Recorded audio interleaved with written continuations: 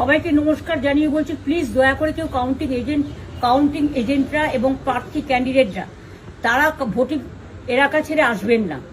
Strong রুমে যেখানে counting হচ্ছে, মানে সেন্টারে, সেখান ছেড়ে কেউ আসবেন না। এটা বিজেপির প্ল্যান। প্রথম 2-3 রাউন্ডে আমি কালকে থেকেই বলছি যে ওদেরগুলো আগে দেখাবে, আমাদেরগুলো পরে দেখাবে। এবং অনেক জায়গায় 2-3 রাউন্ড কাউন্টিং করার পরে প্রায় 100টা জায়গায় কাউন্টিং বন্ধ করে রেখে দিয়েছে। এবং কল্যাণীতে ধরা পড়েছে 7টা মেশিন, যেখানে কোনো মিল নেই। এটা টোটাল ফোর্স পুলিশ সেন্ট্রাল ফোর্সকে দিয়ে চারিদিকে তৃণমূল কংগ্রেসের উপর অত্যাচার করছে, অফিস ভাঙছে, জোর করে দখল করছে। এসআইআর নামে আপনারা দেখেছেন ভোট লুট করেছে যাতে যে সিটগুলো জিততে পারে।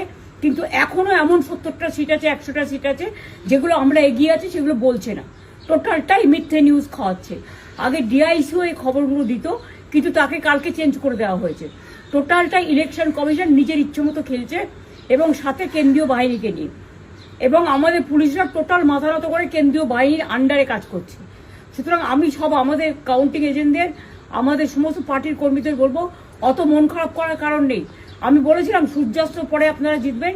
3 রাউন্ড 4 রাউন্ড কাউন্ট হলেও এটা 14 রাউন্ড থেকে 18 রাউন্ড কাউন্ট হয়, তখন আপনারা জিতবেন।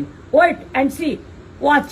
আমরা সবাই আপনাদের সাথে আছি, আপনারা কেউ ভয় পাবেন না, নিশ্চিন্তে থাকুন। আমরা বাঘের বাচ্চার মতো লড়াই করে যাবো।